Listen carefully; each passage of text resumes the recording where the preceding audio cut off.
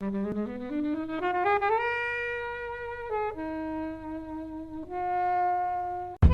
guys, welcome to episode 2 of the Flixwatcher Podcast. I'm Kobe. I'm Helen.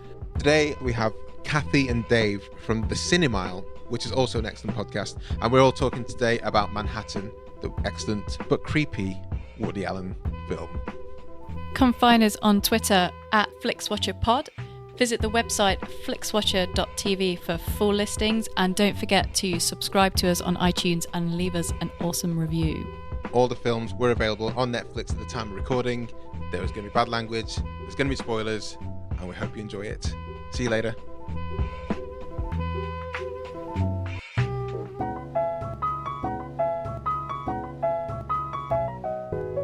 Welcome to this week's edition of the Flixwatcher Podcast. With us today we have Cathy and Dave from the Cinemile podcast. If you want to say hello, guys. Hello.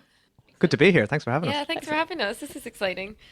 Do you want to sort of give us a little bit of information about yourselves and a little bit of info about the podcast that you do? Who are we? Well, we're married.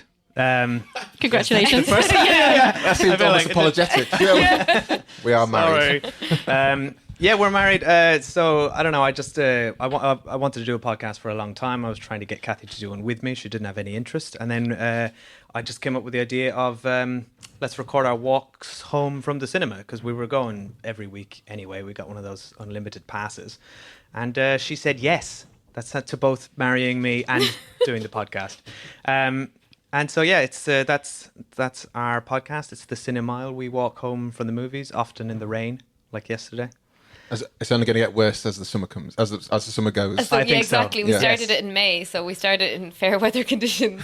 But it's really fun. We love doing it, and we go to the cinema all the time anyway, so it's quite an easy one to do. Kills two birds with one stone. Yeah, exactly. Yeah. So we haven't done anything as professional as this yet. No, you guys have a nice setup here. Yeah. Thank you very much. Yeah. Well, I like the way you took it home to your mum in Ireland for everybody. Oh, wants you some- listened to that yeah, one? I've listened, like I said, every film I've Oh. seen, I've listened to it. That was my favourite episode. Was it? I ditched Dave and just did Oh, one with thanks. my mom. Yeah. And then my mom came and did another one. We did a Star Trek review with my mom as well, which was quite fun. Which is my favourite one. Yeah. So Yeah. she adds an extra dimension Cathy's to it. mom's review of Yeah. Star Trek is amazing because she didn't understand what was happening. Sounds great. So we are here today with Cathy's choice, and your choice is Woody Allen's classic Manhattan. So tell us, why did you choose this film? Yeah, I'm so regretting choosing it now, because I'm sure you guys know way more about Woody Allen than I do. I chose it because I know it's a classic. We were flicking through Netflix looking for something to watch, and it was quite a short duration, which for me is a huge... It's a huge bonus. It's a huge bonus when movies aren't long. And I liked that it was in black and white, and I wanted to see it, and I thought it would be a good one to chat about. And then afterwards, I was like, oh crap, I'm sure these guys know a lot more about Woody Allen than I do, so I shouldn't have done it. But yeah, so that's basically why I picked it. I know that it's, very highly regarded. I like Danny Hall, and it was a short duration. You'd be amazed how many of Cathy's decisions are based on the duration of the movie. Yeah. It's got an hour and a half. Yeah. It's Yeah. a good length It's a good for any length. film. Yeah, Well, I've not seen Hateful Eight yet because I know it's 3.5 hours. don't see that. Don't see it. I've okay. warned you. Oh, we watched it last week. We watched it last week anyway, for the first topic time. for another Yeah. day. We did it watched in two last week. parts. That's You the way did to it do in Yeah, it. we did it Okay. in 2 parts. Yeah. It was too long. I mean, the reasons why you chose to watch it are kind of the reasons why we're all here and we're talking about Netflix, because it is a case of sitting down, flicking through it and going, oh, I haven't seen that. It's meant to be really good. We've got an hour and a half before bed. Let's see what's going on. Yeah. What we can squeeze in. Yeah. So, what did you think? What? Give us a synopsis first. I've written the synopsis down so that I could make sure it was concise enough. So, twice divorced TV writer Woody Allen dates a teenage girl, which is surprising for him, before falling in love with his best friend's mistress, Mary. And it's set in Manhattan, and it's set when it's shot, so kind of mid to late 70s in New York. And some people have called it a love letter to New York by Woody Allen. Some people call it a creepy movie of an older man dating a younger woman. So yeah, that's the synopsis. So what were your kind of general vibes, guys, as you were watching it? I started writing down notes, which I don't normally do for our podcast because ours is as soon as we leave the cinema. So this was quite fun, I thought, to actually make notes about something. My first impression was that it was quite funny. The opening sequence when the writer is writing and rewriting his opening paragraph of his novel. And it was very Woody Allen in that it was very neurotic and, well written. And that was my first impression. But as it went on, I don't know. I mean, it was shot beautifully and I liked the music. I was just too creeped out by the central relationship to really, with looking at it with today's eyes, I think, as opposed to looking at it back in 1977 when it would have been quite a different thing. I was kind of slightly grossed out for the whole movie. So what did you think about it? Well, I'm quite a big Woody Allen Okay. fan. I've seen probably all of them, the good ones, the bad ones, and not so good ones. And I saw this probably 15 years ago, maybe a little bit longer. So slightly different eyes then. And I still think it is one of his best films. It is his best film. It's not my favourite. And I rewatched it last night just because I do really like it. And it is quite funny. But yeah, it's something you watch it now and it's just, it kind of feels a little bit strange. And there's a couple of bits between Woody Allen and Mariel Hemingway that they just don't quite sit well anymore. But in the opening sequence, if you had to kind of define Woody Allen in the 70s, then the opening sequence would be That it's of good Manhattan. central Woody Allen. Gershwin, voiceovers, Manhattan, that kind of thing. It's really hard. So I do still think it's a great film, but repeat watching it now is a lot different from when I used to watch it. Yeah. Quite a few times. It's quite interesting you said when watching it with modern eyes, but I can't think of a time when a 42-year-old dating a 17-year-old as a central concept in the film actually was like... Acceptable. Yeah. I know, and it's in the movie, like, so the main characters are all accepting of it as well. Nobody's like, that's disgusting. Like, Yale's his wife, she's like, yeah, cool, no big she's deal. not She young. says, I wrote down the quote that she said. She said about the 17-year-old, so her and Yale are having the conversation after they've met her for the first time. She goes, I think she's nice, very intelligent. Nobody at any stage mentions anything about inappropriateness. It feels like it's Woody Allen's voice as a writer normalizing the fact that an old man dating a 17-year-old is okay. But I wonder, was it, back to your point about, like, in the 70s, would it have been viewed as acceptable by the audience then, or? I mean, when I watched it the first time round, I don't really remember focusing on that relationship as much. It was more the relationship he had with Diane Keaton. Yeah. Oh, Right. interesting. Because it's the best bits are the bits between him and her. Yeah. And that's what they basically did for however many years that they were together and making films. So my memories of it from watching it all those years and years ago is just the different relationship they have, because in each film they made together, they've had completely different relationships. And even though you can argue they kind of played the same characters, they never quite did. And it's a different Diane Keaton and Woody Allen performance than there is in Sleeper, and the different is played against Sam. So in my memory, it's more about their relationship, and she's just kind of like sideline character because she's not very interesting. Well, the 17-year-old Yeah, Mariel Hemingway. she's kind of like pushed to the side. She's not very exciting. He ditches her anyway, and she's just not very exciting or sparky. But then in a moment of loneliness, he tries to get back together again. Yeah. Which was quite funny. Which I always forget it ends like that.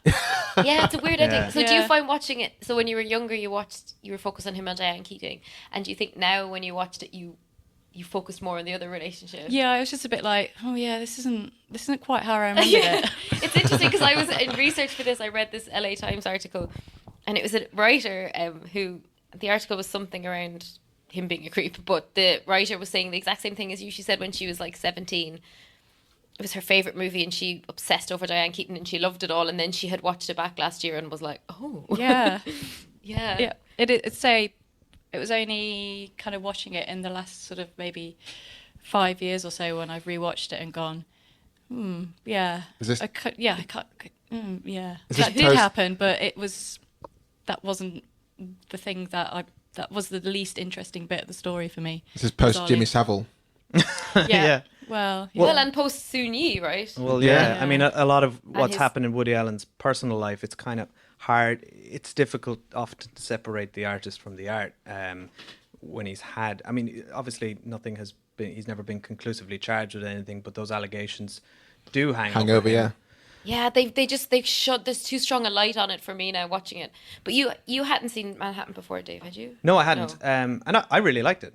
I thought it was very beautiful, as you said. I just loved the black and white style. I loved all that. I mean, we're looking at an amazing shot of him and Diane Keaton's first date when they're looking out over the. And that's the shot of the Queensborough Bridge. Yeah, it's beautiful. That's the iconic shot of. That bench isn't there anymore. Apparently. Is it not? Oh no! So yeah, I think you can go and stand there, but I don't think you can sit there anymore and do that. But I really liked it. I thought it was very funny. I mean, look, he's an incredible writer. He's got such a way with dialogue, and it's just it was a great romantic comedy. I liked it the way it sort of poked fun at the intellectual art scene of Manhattan. I thought it was slightly satirical. Yeah. About those characters. Particularly, there's a scene where he meets Diane Keaton, I think, for the first time in the art gallery. And he keeps trying to come up with these trying to impress her. Trying to impress her, and she just shoots him down with every line. I mean, I didn't understand a single one of the references. No. I don't know anything about art. She called Vincent Van Gogh. Yeah, and that was funny. It was pissed off with that, wasn't he? Yeah. Oh, really? Yeah, that was one of the main tirades during the film. Van Gogh. Yeah. Dave, you were lost at that point. Must have nipped out at that point. No, but I thought, generally, when I saw this first time about 10 years ago, and I quite liked it, but my favourite Woody film, I think, is Annie Hall. And I think that's a lot warmer than this. And I don't remember the first time watching it thinking 17-year-old with a 42-year-old. I didn't think that was... I don't remember it being icky. I thought maybe it was a bit strange. I think post Project U-Tree and all the Jimmy Savile stuff, that maybe makes things a lot more icky nowadays. Mm-hmm. But I don't think when I watched it again, I don't think I really bought into any of the relationships in it, because the whole Yale's having an affair with Diane Keaton, and Woody doesn't seem that bothered about it. If my best mate was having an affair with someone, I know, I'd be like, I thought dude, that. what on earth are you doing? This is New York in the 70s. Yeah, Everyone was having affairs. I don't know. We weren't there. We weren't there at all. Yeah, I made a note of that, actually. One of my notes just says, this is gross. A man's cheating on his wife, another man sleeping with a 17-year-old. And are we supposed to care about them? Did you care about them? No, not at all. Did you care about them? No. I mean, it's kind of hard to care about a lot of the characters because they kind of are slightly over the top characters anyway. Mm-hmm. I mean, I really love Meryl Streep in it. Yeah, she was great. Yeah. Unexpected, actually. We didn't know she was in it. No. Yeah, so there's things like that. They're really great characters on film, but they're not really very realistic. Mm-hmm. But they really work for kind of his films, and like the humor in it. When he's much funnier, he can be incredibly funny. This is probably just a little bit... It's not got the warmth that Annie Hall's got, no. I don't think. And it's not got the slapstick that a lot of the really, really funny ones has. It looks amazing. Yeah, visually it's good. I agree with you. I think it's a cold film. I mean, it kind of looks cold. I think that scene that it's focused on is a cold scene anyway, isn't it? That intellectual art scene of... He says, having never experienced it. Not knowing who Van Gogh is. I would like to see this in the cinema over... Because I watched it on my 32-inch widescreen TV most recently. And I think it would look great in the cinema. And I think that would perhaps make it a bit more warmer reception of it from my point of view. Because the postcard vignettes at the start look fantastic. Mm-hmm. Manhattan looks amazing. Generally, films in black and white, they kind of add that extra kind of... dignity, soups on awesomeness or whatever. But I thought the best line of the story for me, best part of the film was Woody Allen's ex-wife, Meryl Streep, and the book that she was writing. Yeah, that was interesting. I wanted to know more about that book. Yeah, and his neurosis around that and stuff like that. I thought that was the best part of it.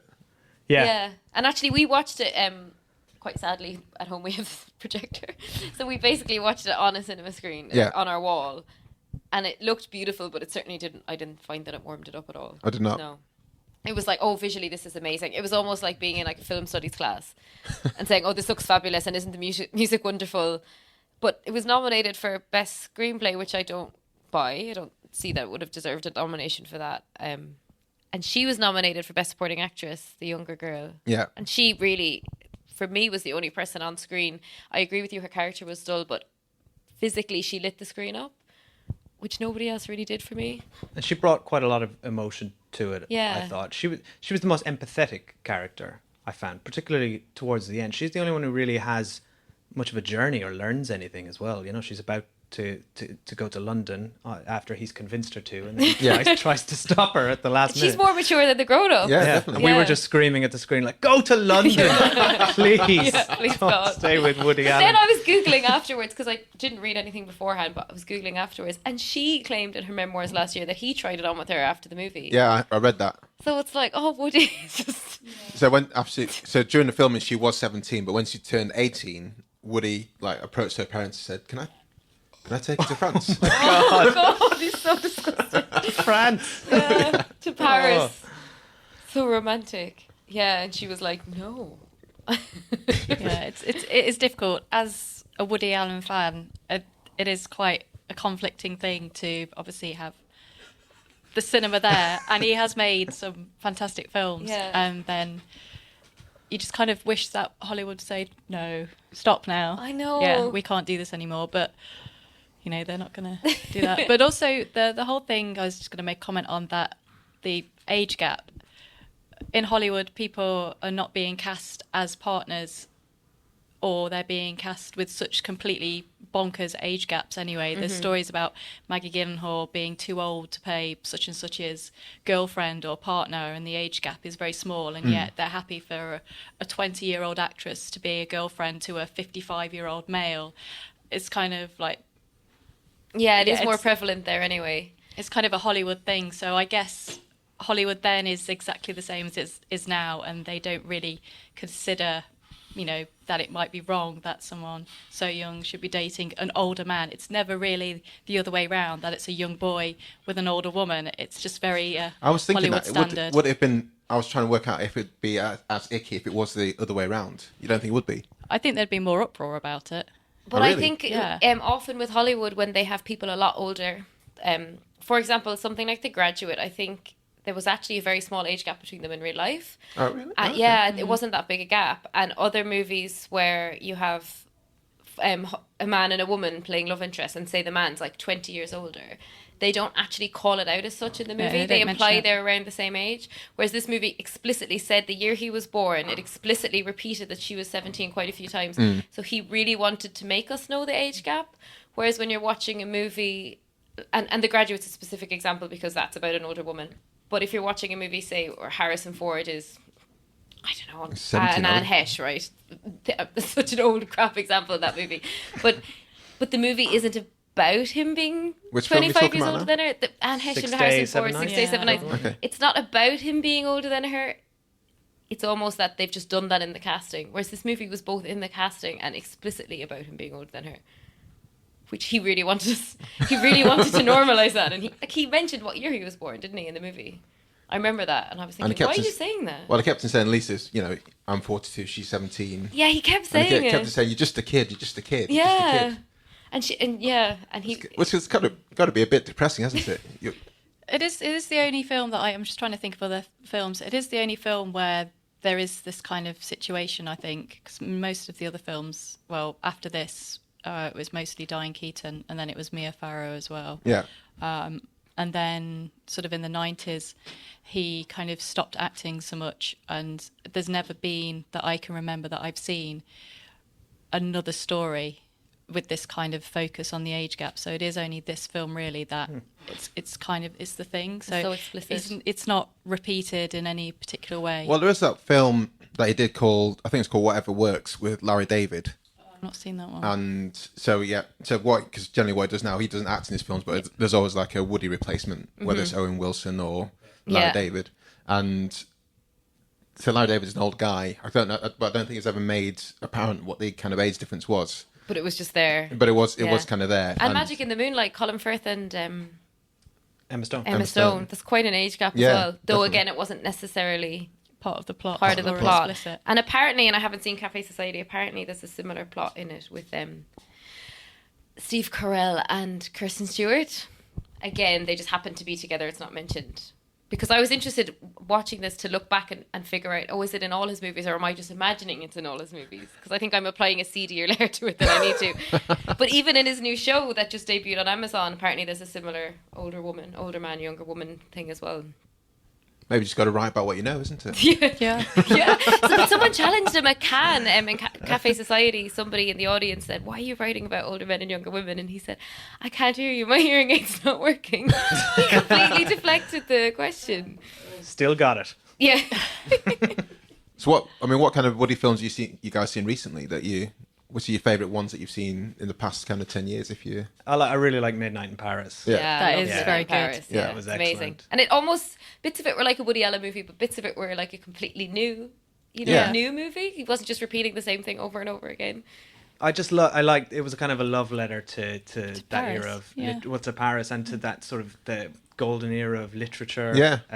It's really well cast. Hemingway So and all fun, that. yeah. And anything with F. Time Travel. Fitzgerald. Yeah. Yeah. Yeah, that was really good. And Blue Jasmine was amazing, which we saw when yes, we were living in that was Sydney. excellent. We went to the opening of it we did watch an interview with Kate Blanchett live talking about it, which may have skewed us to liking the movie more because we were And so she looks enthralled by her. incredible in real life. Yeah, she was. She just you see her and it's like that's a movie star. Yeah. Wow. So but I thought Blue Jasmine was really good. I really liked that. If you like that one, then you might like Melinda and Melinda as well. Oh, okay, I haven't And seen then- that one. I Yeah. quite like Melinda. No, I think it's a Yeah. cool story. And then I also really, really like The Sweet and Low Down, which has got Sean Penn in it and Samantha Morton. Oh, okay. It's pretty good. It was in the 90s, wasn't it? I haven't Yeah. seen it. Yeah. And Sleeper is really good. Is that the sci-fi one? Yeah, Take Yeah. the Money and Run is a really good sort of one of his earlier kind of screwball ones as well, which it's just quite a laugh a minute. And then Play It Again, Sam is one of my favourite ones, which is where he's basically mentored by Humphrey Bogart, and it's Diane Keaton as well. And it's very sweet, it's very funny, and it's just got a lot of very laugh out loud moments. I have not Interesting. seen enough. So Woody Allen films. I picked the Manhattan just because it was there on Netflix. But that's how people pick stuff, isn't picked the it? worst Yeah. one of us. It's not really the worst. It So is. people say it's his best one, weirdly. I think people would probably argue differently now. I mean, Yeah. at the time it was. It was so critically acclaimed. I was reading all the old reviews, and yeah, I think now if he brought it out, it would be panned. I mean, Hannah and her sisters is another one that's kind of relationship based. I think Michael Caine's in that oh, one. I like that one. Yeah, I've seen that one. And I think that is better at relationships and affairs and all of that kind of business than Manhattan is, I think, in the execution overall. He didn't like this film, did he? When it came out, Oh, really? yeah, he wanted to can it and do a whole new film, and the studio were like, No. no, I'm going to put this out because it's ace, and it's like, no, I don't want it to come out. So it's quite interesting that I don't know what the reasons were. Maybe Maybe he was thinking, oh, I've said too much. Yeah. Yeah, I've foreshowed all my inner desires. it's like 17. Actually, do you know what one we watched that was really bad a few years ago? To Rome with Love. It's terrible. Yeah, I try to not. I've watched a lot and I've sat there and gone, oh, God, Woody, stop it. Yeah, it's and really bad. I tend not to watch the ones that get anything less than about sort of average 3-star because I just can't do it. Okay, yeah, it would hurt you as a fan, I think. And also, I liked Magic in the Moonlight, but nobody else liked it that I spoke to. I've seen that one. Yes, the Colin Firth and Emma Stone one, and it's set in I think it's set around the 50s in France. I liked it, Okay. but it was ridiculous. He's busy. Is now, it isn't on he? Netflix? Yeah. I don't know if it's on okay. Netflix. If it's on saw Netflix, it I in might give cinema. it a go. Yeah, but his new show, A Crisis in 6 Scenes, is universally now been panned, and he himself said, I want nothing to do with it, I should never have agreed to do it, I wish I'd never made it. So it's similar to this Manhattan. And yeah, apparently Netflix or Amazon, not Netflix, paid him a lot of money for it, and apparently it's like one of the biggest turds ever put to screen. I shall not watch that. Yeah, I don't think I'm gonna. I don't want to ruin any more of kind of like don't. Woody magic. But he said by- it's set in the 60s because he's just forever looking backwards. Well, if you think about something like Midnight in Paris, like it's obviously set in the present day, but there's no technology, there's no real kind of mobile phones, and even his kind of modern day films are still. It's kind of hard to place them in time, other than kind of the fashions, because there's not really any internet or there's not really any mobile technology or anything like that. So they kind of have this sort of weird timelessness about them that is. The only other director who does that is like Wes Anderson. Yeah, so it they doesn't. just create these. He creates these kind of universes that are exclusive for kind of his characters, and they exist well in that universe because he makes it like that. So they can be these neurotic, slightly nostalgic characters, really focusing on literacy, art, music, passion, Paris, New York, or this romanticism and this sort of universe he creates. Do you kind of feel smarter when you like a Woody Allen film if you understand things that are going that are happening in it? I think I did when I was a film studies student, Okay. and I got like the Marshall McLuhan references Well, this is and it, things yeah. like that. Because in It's- Annie Hall, when he pulls Marshall McLuhan, I was like, Yeah. I know what that is. I know what's it's a going on nod to there. the audience, isn't it? Yeah. A lot of it. And I you don't do- know what that is even now. But that's what I think. So now I feel stupider. It's But having the I think he's opposite effect. Oh, I think sorry, he's a bit of a- I think he's an immature person, and I think he is immature in the sense of things like that, because you love it when you get it, but actually it's a bit exclusion. Like, why are you excluding the majority of your audience from Enjoying the your film. own scenes? I find that weird, and I think part of the immaturity or the refusal to grow up, Peter Pan syndrome, is that like refusing to admit to the present and just always harking back to the past and always being nostalgic and refusing to ever admit, any wrongdoings in your life. And I know I'm blurring the personal and the professional again, but it's weird. All the stuff around his own daughter making allegations against him and his son making allegations against him, and I think it's just impossible in 2016 to watch them now without thinking. It would be almost good to get somebody young who doesn't know who he is and doesn't know the scandals, and just get them to watch the movies and see what they think. Yeah. So you Would they think? Do you think it's it's a crap movie, or would they really like it? I think anyone under the age of about, 17 would not watch this. Yeah. I honestly think if they came across it on Netflix, they might make it through the opening. Yeah. But it basically is just people talking for an hour and a half Yeah. in Just black like- and white. It's black and white, isn't true. it? Yeah. And actually, one of my notes is that if it feels like a long 90 minutes. Really? Yeah, I thought that. I thought, okay, come on now, I get it. I mean, Yeah. I really did like some of the I think it did work well in black and white. If this Yeah. was colour, I think I'd perhaps have less warmth for it at all. And It would look awful as well, because Yeah. it would have been filmed in colour Yeah. in the 70s, so it just would probably be a bit Yeah. Yeah. garish. It'd be that Yeah, it'd be mucky ugly, New wouldn't York it? brown. Yeah. I did love Yeah. the fashion, like the baggy flares and I enjoyed the fashion in it. You know, when something's actually made in the 70s as opposed to set in the 70s. So the flares aren't as pronounced as what they would be in a kind of 70s rehash, Yeah. but you can just make it out in the silhouette of the clothes. And I was like, wow, he looks young in this. You forget. I mean, he's 42, but he's a young-looking 42, to be fair. do you think so? I think he did, until he was sat next to a 17-year-old. And then he didn't. Which is For half most the of the Yeah. film. And I'd love to know what you think as such a Woody Allen fan, because I really don't like Diane Keaton's performance in this at all. So I just thought, oh God, here she goes again. Her character is...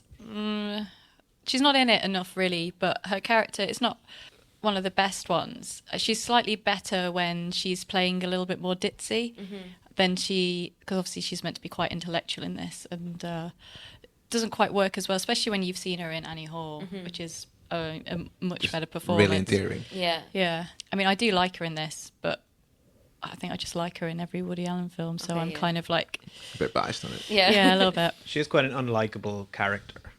I mean, that's Yeah. how we're introduced to her. I think as the movie goes on, she becomes a little bit more endearing.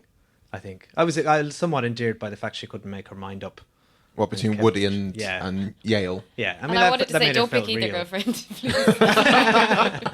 She should have gone to London as well. Yes, go to London. Anyone that Woody gets involved with should go to London. But I thought, because there's some really cool scenes like in the planetarium, and some of the shots I thought were really nice with the Yeah. silhouettes when they're talking to each other, and they were both kind of like saying, should we go for a drink there, or should we go and get a drink? And that's when they could have first kissed, kind of thing. And Yeah, there's that was some- good. And there's some shots in his original apartment when Mariel Hemingway was on the sofa and he was coming down the stairs. I thought there's some really cool, really kind of nice shots in there, and I think that's what has carried it through. And it would kind of if this was on at the Prince Charles Cinema and I had a bit of time walking past, I'd probably go and watch it again. But I can't see myself putting on Netflix again anytime soon. Yeah, probably not. No. No. I wouldn't be rushing back. Or yourself, No. Ellen, with that.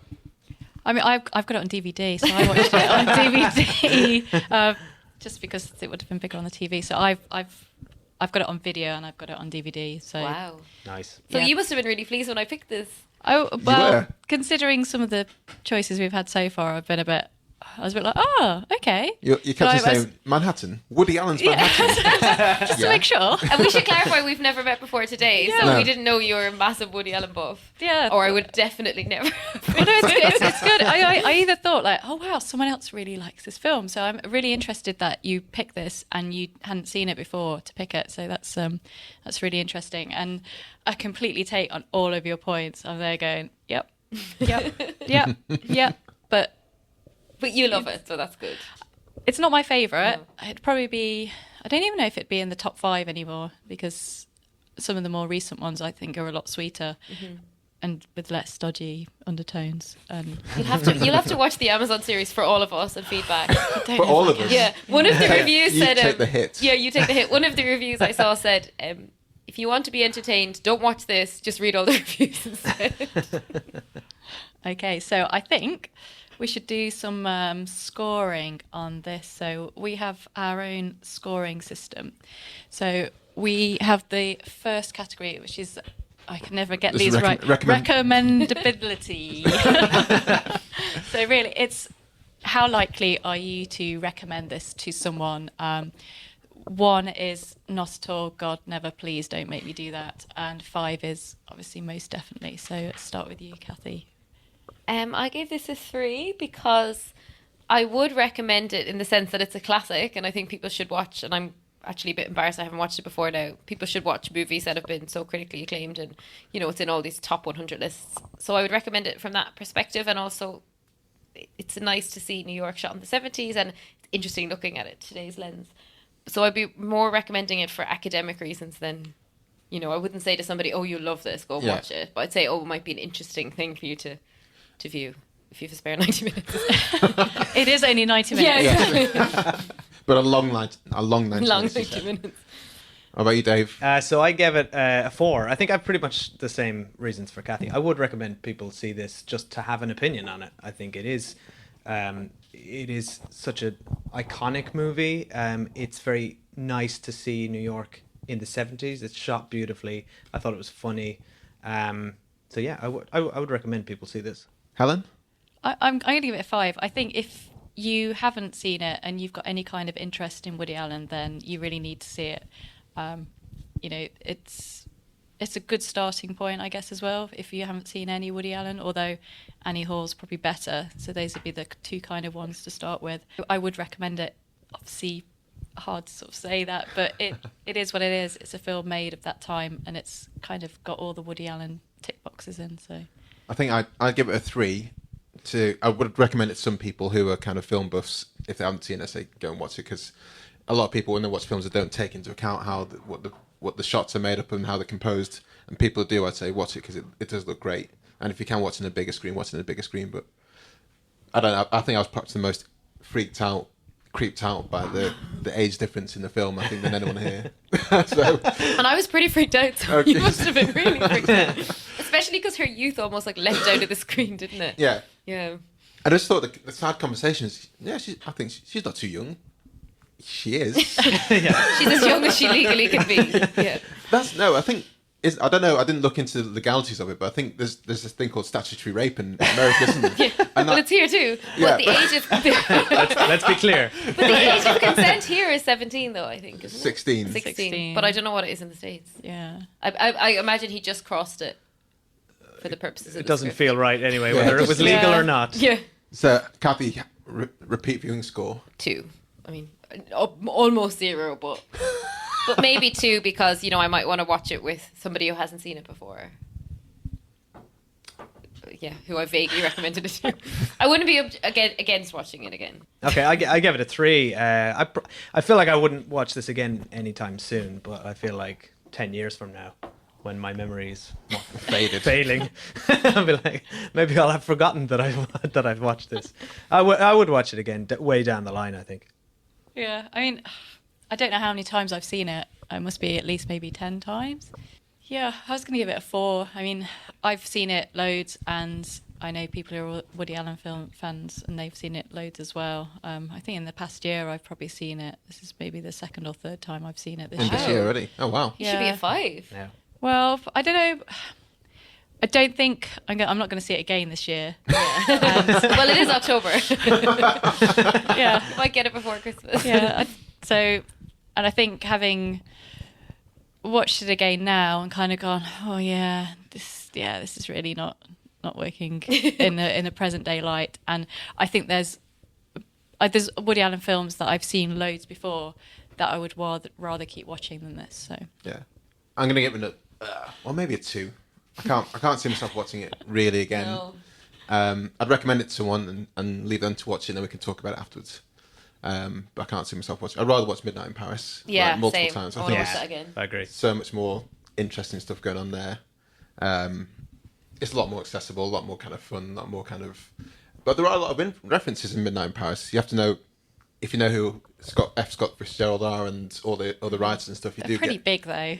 Well, but some people just don't know that, do they?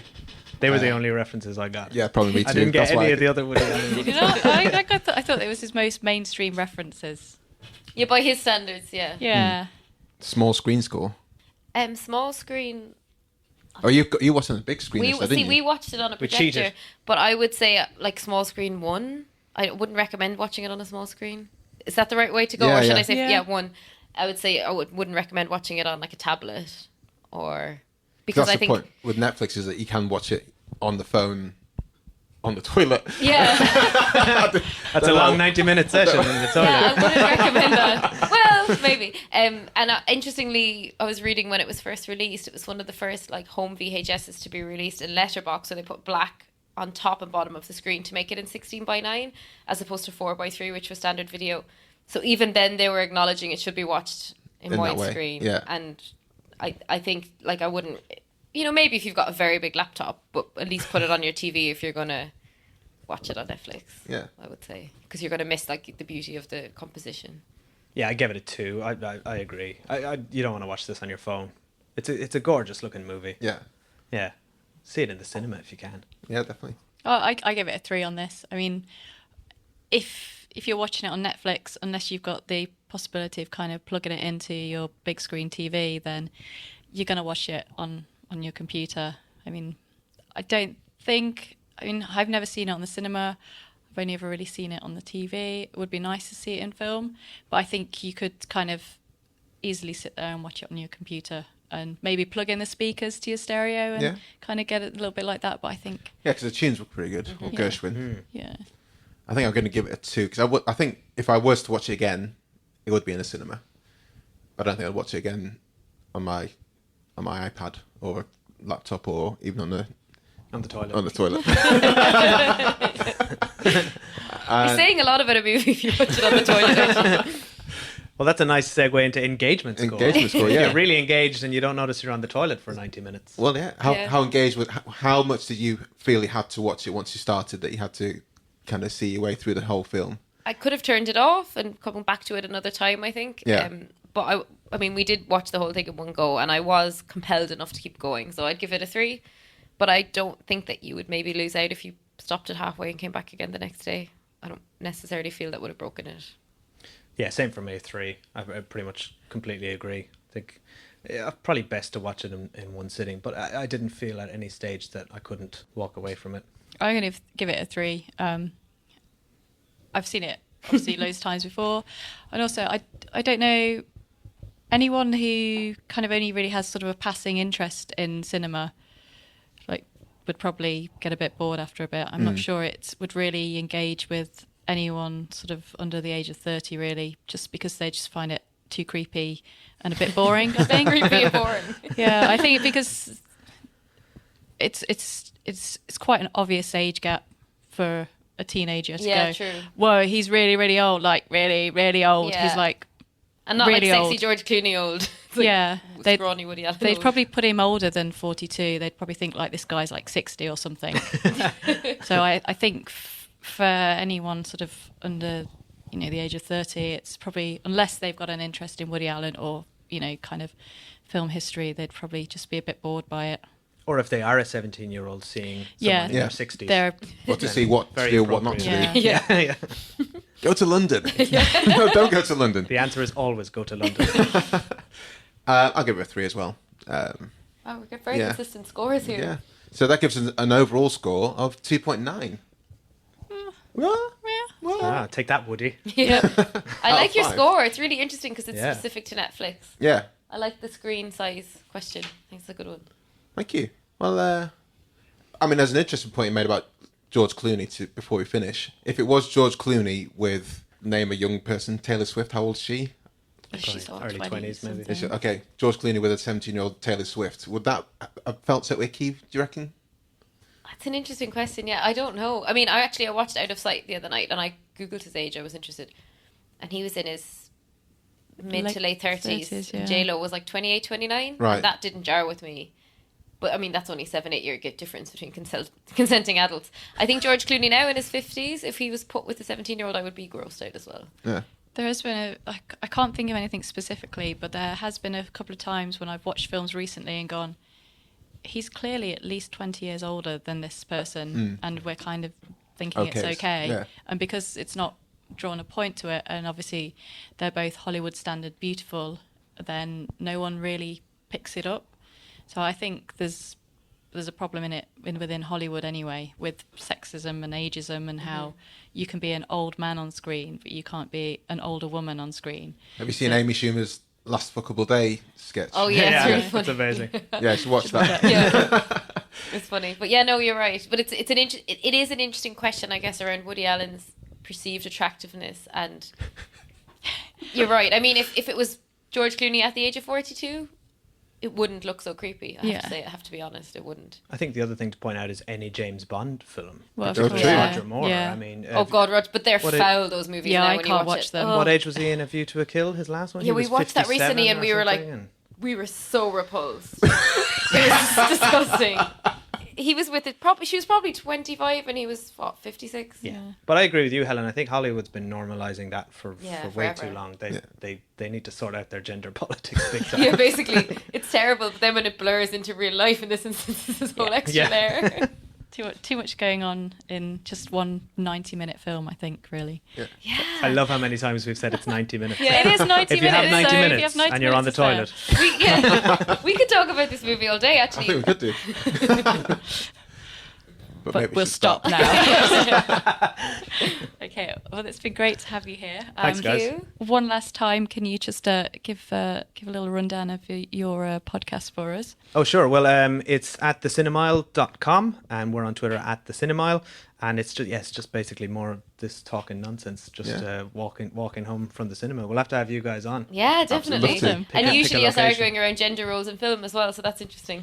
Yeah. Yes. Well, it'd be great to. So more of this, but without the jelly beans in the nice office. We'll In bring the jelly rain. beans. Yeah. In the rain. We're going to have rain instead. We'll get rain and stale Bring your popcorn. umbrellas. Yeah. Brilliant. Thank you very much. Thank you. Cool, thanks, Bye. guys. Bye.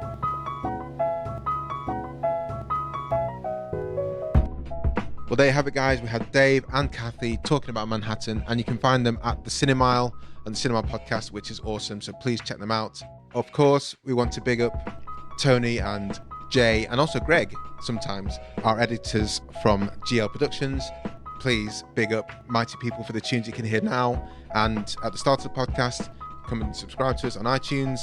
Find us on Twitter at Flixwatcher Pod, and visit our website, flixwatcher.tv.